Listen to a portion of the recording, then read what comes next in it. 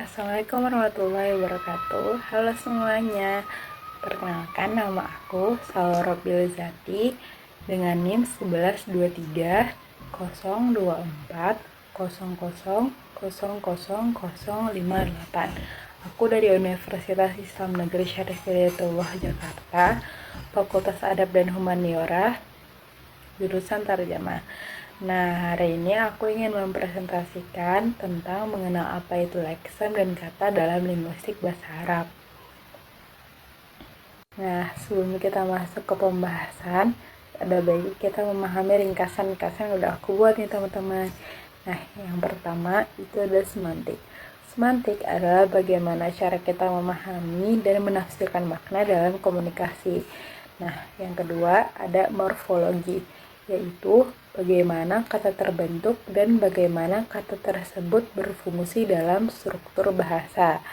Yang ketiga itu ada leksikon. Leksikon adalah daftar kata-kata yang ada dalam bahasa atau dimiliki oleh seseorang yang digunakan untuk berkomunikasi dan memahami informasi. Dan yang terakhir ada leksikal abstrak.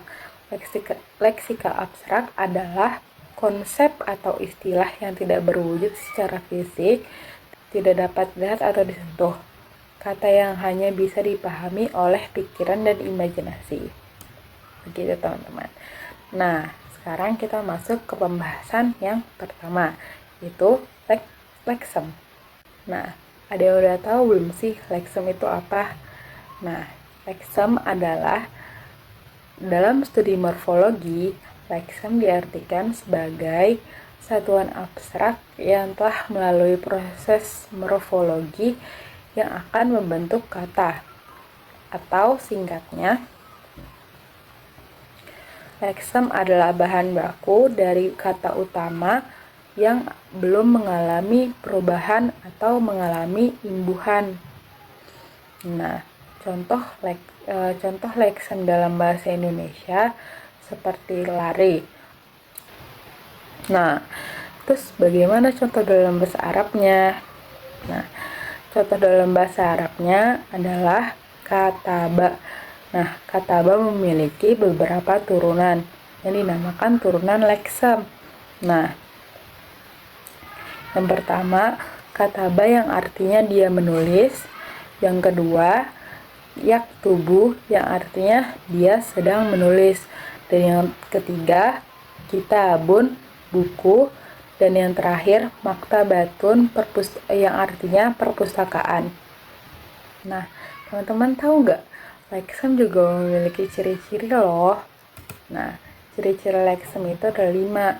Yang pertama, lexem adalah satuan terkecil dari leksikon. Yang contohnya makan, minum, lari, dan lain-lain. Yang kedua, lexem sebagai input dalam morfologis. Dalam morfologis, kata input bermakna kata dasar atau bahan awal yang akan diubah atau dimodifikasi untuk menghasilkan kata-kata baru. Nah, yang ketiga, lexem sebagai bahan baku morfologis. Nah, sama seperti input dalam morfologis, bahan baku dalam proses morfologis juga sebagai kata dasar atau bahan baku yang menjadi titik awal pembentukan kata baru. Nah, selanjutnya ciri-ciri lexem yang keempat adalah unsur yang diketahui setelah disegmentasikan. Maksudnya disegmentasikan itu apa sih? Disegmentasikan itu maksudnya memotong kata menjadi bagian-bagian kecil yang bisa dianalisis maknanya. Namun, jika suatu kata atau suatu bagian tidak memiliki arti, maka tidak relevan dalam morfologi. Nah, selanjutnya yang terakhir adalah lexem tidak tergolong sebagai prolexem atau partikel. Nah, lexem ini tidak boleh guys termasuk prolexem atau partikel yang biasanya di dalam bahasa Arab disebut harf. Contohnya min, huwa, anta, dan lain-lain.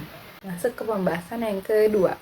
Nah, yang pembahasan kedua yaitu apa itu kata. Nah, kata adalah bagian terkecil dari suatu bahasa yang memiliki makna dan dapat berdiri sendiri. Nah, contohnya, kata itu kan terbentuk dari minimal 3 huruf ya teman-teman. Nah, contohnya itu kata iftah atau yang artinya bukalah. Nah, kata iftah kan berasal dari kata fathah yang terdiri dari akar kata fa, ta, dan ha. Akar kata ini adalah leksem dan iftah adalah salah satu turunan dari leksem tersebut atau salah satu bentuk kata yang dihasilkan dari leksem fathah.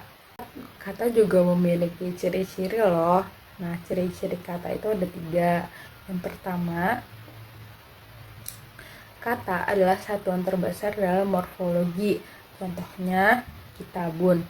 Nah, yang kedua, kata adalah satuan yang dapat dianalisis atas komponen yang disebut morfem. Contohnya, madrasatun. Nah, yang ketiga dan yang terakhir, kata adalah sebagai output dalam proses morfologi, yang maksudnya memiliki bentuk lengkap yang dapat digunakan dalam kalimat. Nah, sekarang kita masuk ke pembahasan yang terakhir ya teman-teman, yaitu bagaimana kata terbentuk. Nah, aku menjelaskan bagaimana kata terbentuk dengan 3 cara teman-teman. Nah, cara yang pertama itu adalah pengimbuhan atau afiksasi. Afiksasi adalah proses pengimbuhan pada satuan bentuk tunggal atau bentuk kompleks untuk membentuk morfem baru atau kata baru teman-teman.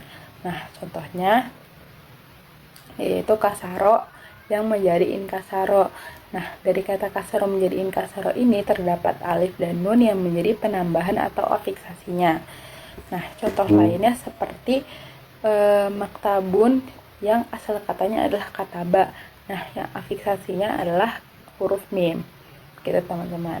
Nah, yang keduanya adalah reduplikasi. Reduplikasi itu apa sih? Nah, reduplikasi itu adalah pengulangan sebagian bunyi dalam bentuk pola tertentu.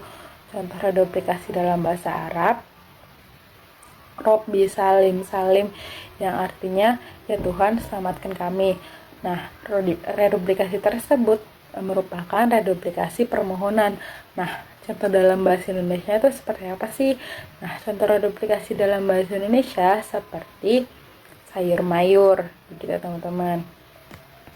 Nah, selanjutnya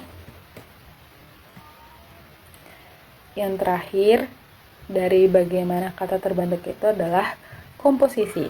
Nah, komposisi adalah hasil dan proses penggabungan morfem dasar dengan morfem dasar, baik yang bebas atau yang terikat, sehingga terbentuk sebuah leksikal yang baru dan makna yang baru. Contohnya, rumah sakit. Nah, dalam bahasa Arab, komposisi ini biasa disebut jumlah al-idhofiyah. Nah, contoh dalam bahasa Arabnya itu apa sih? Nah, contoh dalam bahasa Arabnya itu akhirul kalam dan baitullah, teman-teman. Nah, teman-teman, mungkin cukup sekian presentasi dari aku. Kurang lebihnya mohon maaf. Semoga bermanfaat ya. Wassalamualaikum warahmatullahi wabarakatuh.